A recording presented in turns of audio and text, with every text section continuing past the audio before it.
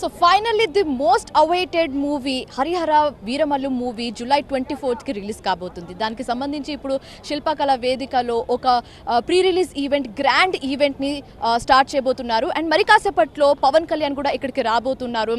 మనం ఇక్కడ చూస్తున్నాము ఫ్యాన్స్ కూడా ఈ పార్టీకల్లా ఇక్కడికి రీచ్ అయిపోయారు. పాస్ ఉన్న వాళ్ళనే ఇక్కడ అలౌ చేస్తున్నారు.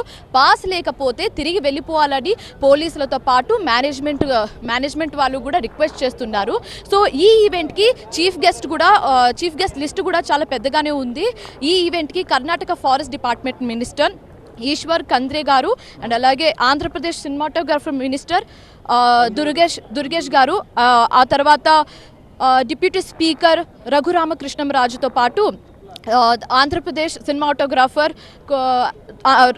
సినిమాటోగ్రాఫర్తో పాటు తెలంగాణ సినిమాటోగ్రాఫర్ కోమటిరెడ్డి వెంకటరెడ్డి గారు కూడా రాబోతున్నారు. అండ్ అలాగే పవన్ కళ్యాణ్ బెస్ట్ ఫ్రెండ్ త్రివిక్రమ్ గారితో పాటు బ్రహ్మానందం కూడా రాబోతున్నారు. సో మధ్యాహ్నం వరకు అసలు ఈ ఈవెంట్ ఉంటుందా లేదా అన్న కన్ఫ్యూజన్ అయితే ఉండింది. కానీ మధ్యాహ్నం పర్మిషన్ రావడంతో మధ్యాహ్నమే ఈవెంట్కి సంబంధించిన ఏర్పాట్లన్నీ స్టార్ట్ చేసేసారు.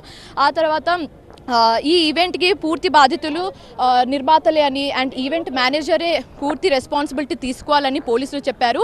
పాసెస్ ఉంటేనే లోపలికి రావాలని కూడా ఈవెంట్ మేనేజర్ కూడా క్లియర్గా ఒక నోట్ కూడా రిలీజ్ చేయడం జరిగింది. సో పాసెస్ ఉంటేనే లోపలికి వస్తున్నారు. సో మన అందరికీ తెలిసిందే the most awaited movie Harihara Veeramallu movie. 5 years తర్వాత పవన్ కళ్యాణ్ 5 years తర్వాత మనం ముందుకు రాబోతున్నారు. కాబట్టి అటు ఫ్యాన్స్తో పాటు పవన్ కళ్యాణ్ ఫ్యాన్స్తో పాటు ఇటు ఇండస్ట్రీ జనాలు కూడా చాలా ఈగర్గా వెయిట్ చేస్తున్నారు. అండ్ ఈ మూవీ క్రిష్ డైరెక్షన్లో మన ముందుకు రాబోతుంది. ఈ మూవీలో పవన్ కళ్యాణ్తో పాటు నిధి అగర్వాల్ హీరోయిన్గా నటిస్తుంది. సో అసలు ఈ ఈవెంట్ ఉంటుందా లేదా అనేది ఒక డౌట్ అయితే ఉండింది. కానీ పొద్దున పవన్ కళ్యాణ్ ఒక ప్రెస్ మీట్ పెట్టి కొన్ని విశేషాలు షేర్ చేసుకున్నారు. కానీ మిగతా విశేషాలు రాత్రి ఒక ఈవెంట్లో షేర్ చేస్తానని పవన్ కళ్యాణ్ క్లియర్గా చెప్పడంతో అసలు ఏ అంశాల మీద పవన్ కళ్యాణ్ మాట్లాడే అవకాశం ఉందన్నది క్యూరియాసిటీ అయితే కూడా చాలా ఉంది జనాల్లో, ఫ్యాన్స్లో. ఇక్కడ ఇంకా ఏర్పాట్లకు సంబంధించి మాట్లాడితే ఇక్కడ ఉమెన్ పోలీసులు కూడా ఉన్నారు కాబట్టి, అంటే లేడీస్ వచ్చే ఛాన్సెస్ కూడా ఎక్కువగా ఉంది కాబట్టి